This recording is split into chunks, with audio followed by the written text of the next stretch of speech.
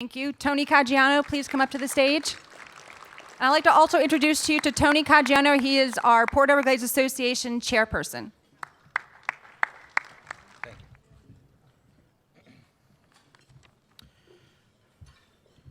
Good afternoon, and welcome to the 2016 Economic Engine Performance Report. My name is Tony Caggiano, and I am the proud president of the Port Everglades Association. I would like to take a moment to acknowledge and thank the many people who have donated their time and worked tirelessly to make this a first-class event. Economic Engine Lunch Chair Brian Nunez of Ranger Technical Resources, Lisa Duke of Walter Duke and Partners, Margaret Kempel, Forrest Grantham, Celeste Davis of the Port Everglades Association, Lynn Shaddis, and Marie Compass, and the many sponsors, hosts, and donors who make this event so special. We thank you.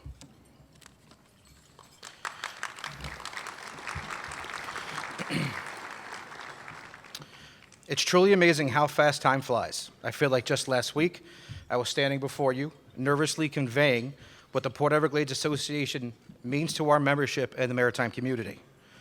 The Port Everglades Association is comprised of business leaders large and small that make up the heart and soul of Port Everglades.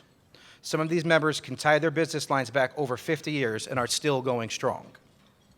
They have seen the port's growth and understand the need to remain a viable resource, not only to Broward County, but to all of South Florida.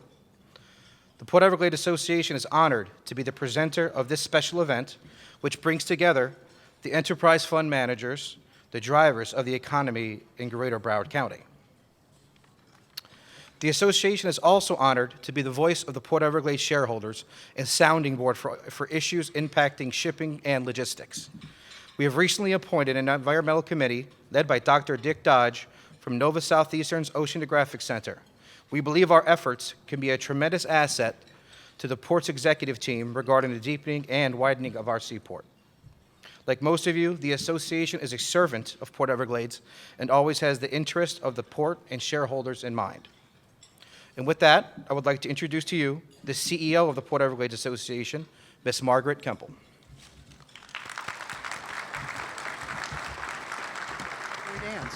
Good morning, everybody. It's still morning, so you've done very well. First of all, let me thank those folks who sponsored the reception out there that you've just come through. Bergeron Land Development, Inc., Fort Lauderdale Executive Airport, and Shelter. Round of applause, please, for our sponsors there.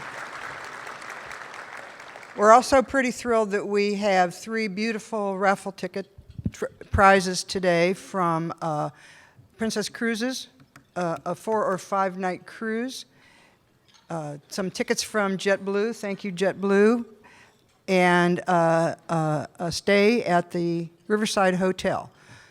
We are selling tickets to raise money for the Nikki Englander Grossman Endowed Hospitality and Tourism Management Scholarship. I got all the words in.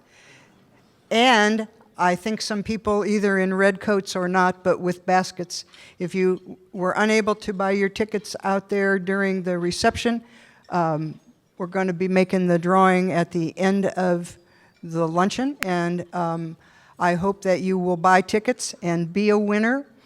And what we're aiming for today is to raise enough money today to start the scholarship immediately as an annual scholarship. So $50 a ticket, 3 for $100. We'll be back to that later.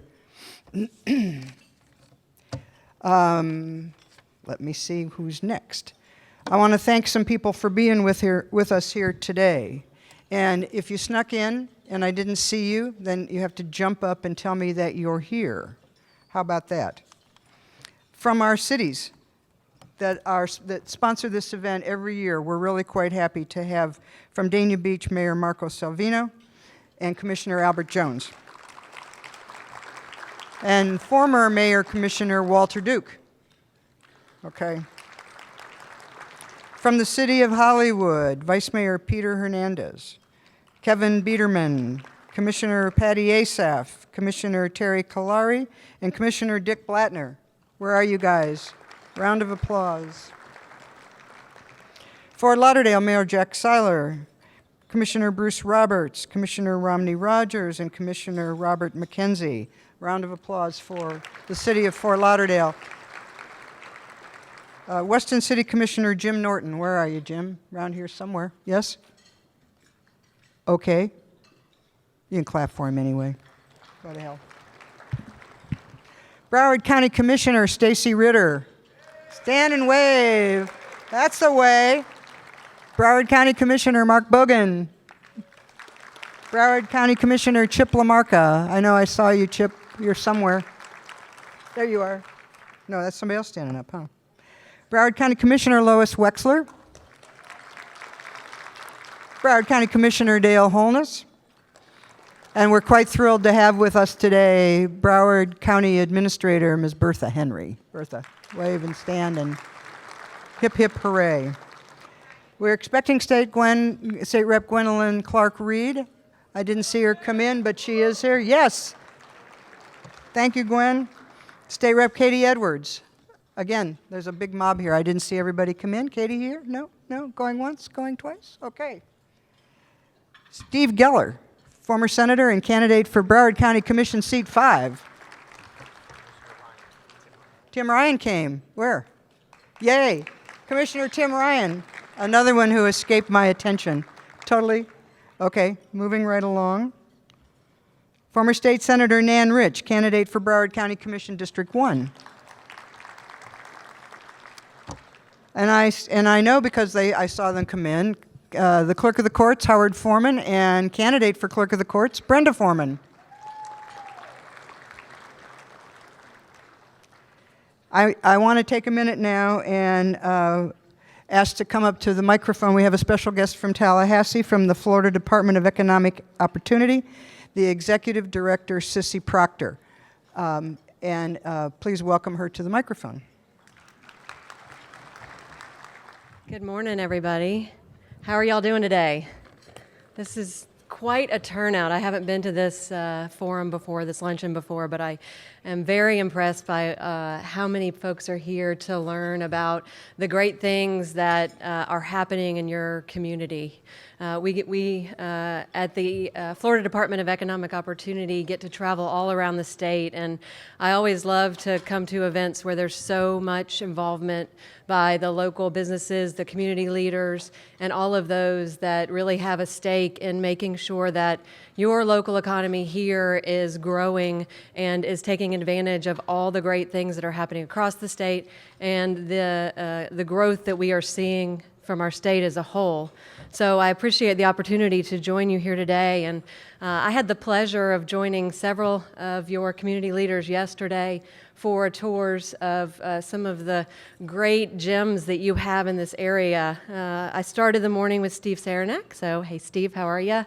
And a lot of the folks that he has working for him, and got a great behind-the-scenes tour of the Port Everglades. It's quite an operation over there. I don't think that it's the first time I'd been on the port and gotten a tour, and I don't think you have an understanding of how big and how much goes on there until you really see the size of the cranes, for instance. Had lunch with Bob Swindell and the Alliance, which was really insightful into what's going on in your economic development world and how you are able to coordinate and bring together all of the chambers and the community leaders and the business leaders to really continue to support economic development around your area. And finished the day with Mark Gale and the Fort Lauderdale Airport, and got a tour of what's going on out there. It's you have a lot of visitors that are coming through your area, and a lot of tourists that are coming in, and international visitors, and it's great to see the modernization that's going on out there that will make their entry a lot of times into the state for the first time, in the United States for the first time, a really good one. And I love to see that that's how we're going to be welcoming all the visitors that come into Fort Lauderdale. So thank you again for the hospitality. It was great to see the economic engines that both of those organizations have and give to the rest of the community. Our mission at the Florida Department of Economic Opportunity is for Florida to be the best place to live, work, play, and do business. Our team and all of our partners, including Enterprise Florida, Space Florida, Visit Florida, and many others, work very hard every day to make sure that we in the state have the best economic, workforce, and community development possible. And I know you're seeing a lot of that success right here in Broward County as well. In the past 5 years, businesses across the state have created more than 1 million private sector jobs. So that's 1 million workers who are no longer unemployed, 1 million families that have new hope, and almost 100,000 of those are right here in Broward County. So you have a lot to be proud of. The strong job growth and incredible economic turnaround story we've seen in our state is really uniquely Florida. It's uniquely a Florida story, because we have a governor and legislators that are focused on cutting taxes, streamlining regulations, and putting money back into the pockets of businesses and communities and individuals, many of whom are here today. So thank you so much for inviting me to join you all today, and I look forward to hearing what's going on in your community. So thank you. Thank you. Jenny Cesar. Thank you very much. You can pull that up.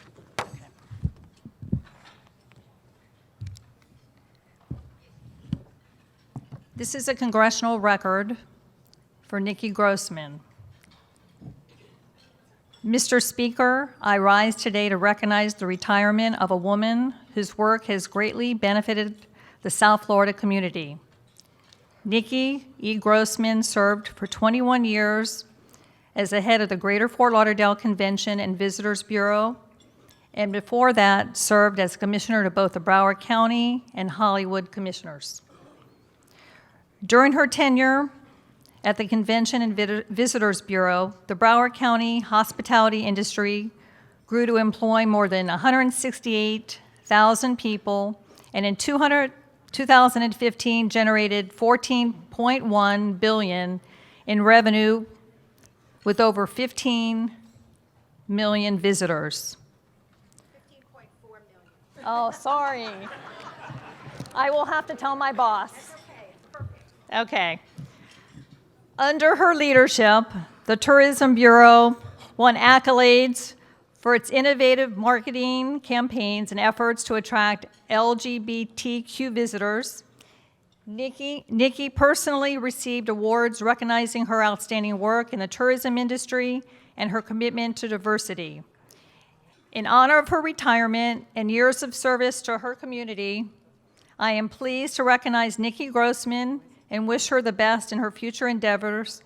Thank you, Mr. Speaker. Lois Frankel, Member of Congress. Thank you very much. Thank you. That's very nice. Thank you so much. Thanks so much. Give her my love. Thank you very much.